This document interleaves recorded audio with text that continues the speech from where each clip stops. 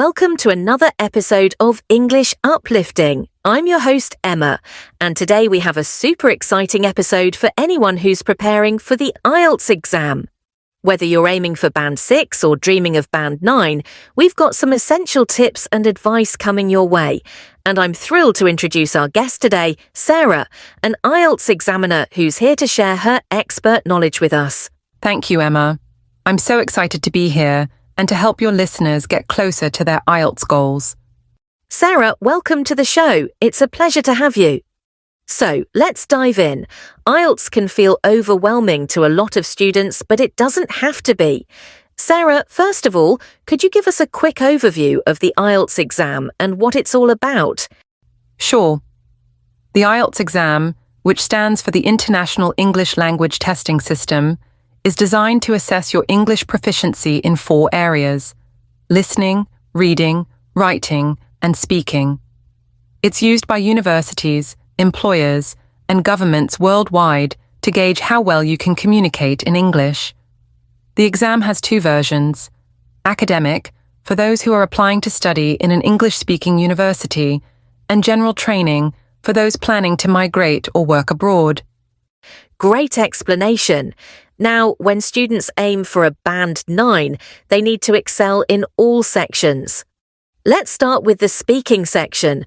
What's the most common mistake students make in this part of the exam? One of the biggest mistakes I see is students trying to speak in a way that they think will impress the examiner, but it ends up sounding unnatural. For example, using advanced vocabulary or complex sentence structures without understanding them properly. The key to success in speaking is to be confident and natural.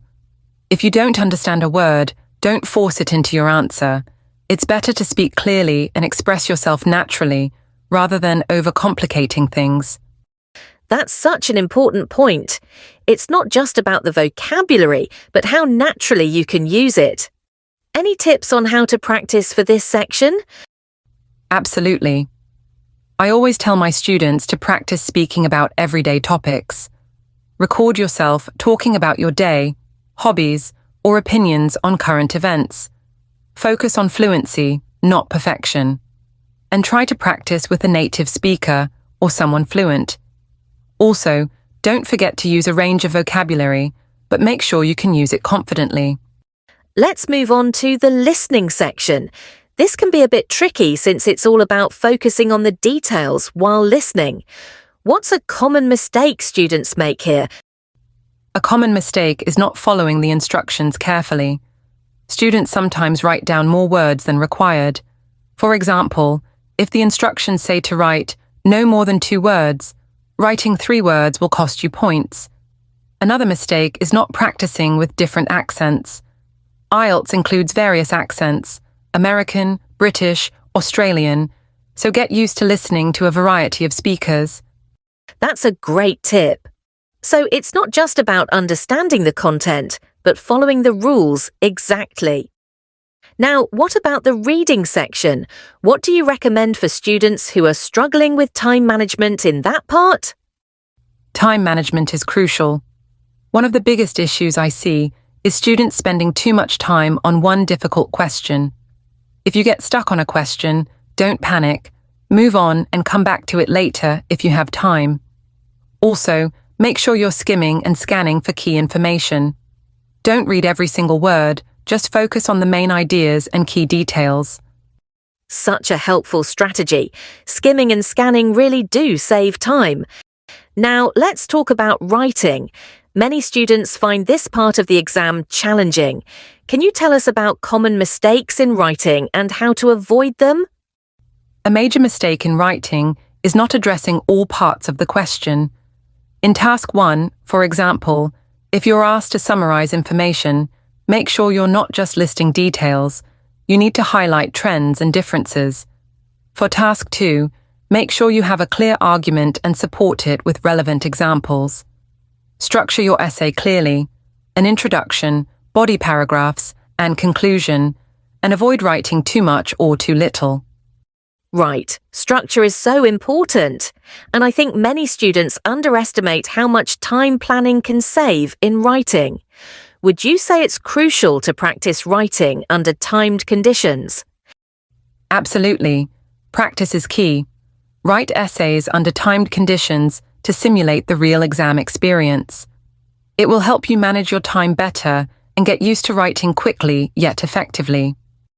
Now, let's take a look at some real mistakes that students make, and we'll show you how to fix them. Sarah, what's a mistake you've seen students often make that can really hurt their scores? One mistake is not proofreading your writing. I've seen students rush through their essays, and they end up with spelling errors, missing words, or unclear sentences. Always leave a few minutes at the end to read over your work and correct any mistakes. Great advice. I think that's a mistake a lot of students make, especially when they're nervous about time. And what about speaking? In speaking, I often hear students trying to use big words they're not familiar with. For example, they might say, pneumono-ultramicroscopic silicovolcan oconiosis, when it's better to just say, a lung disease. It's important to speak clearly and confidently, rather than trying to impress with words you don't fully understand. Now, let's wrap things up with a few final tips for achieving that elusive Band 9 score. Sarah, what are the top 3 tips you'd give to someone who's aiming for the highest score? First, practice consistently. The more you practice, the more familiar you'll become with the exam format and timing.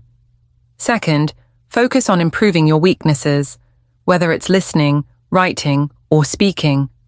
Don't ignore the areas where you struggle. And third, be confident. Don't overthink your answers. The more relaxed you are, the better you'll perform. Great tips, Sarah. Consistency and confidence are key. Thank you so much for sharing your insights with us today. It's been my pleasure. Best of luck to everyone preparing for the exam. I'm sure you'll do great. And thank you all for tuning in to this episode of English Uplifting. I hope you found these tips helpful for your IELTS preparation. Remember, practice makes perfect. And with the right mindset, you can achieve your desired band score. Be sure to subscribe for more episodes and take your English learning to the next level. Until next time, keep uplifting your English.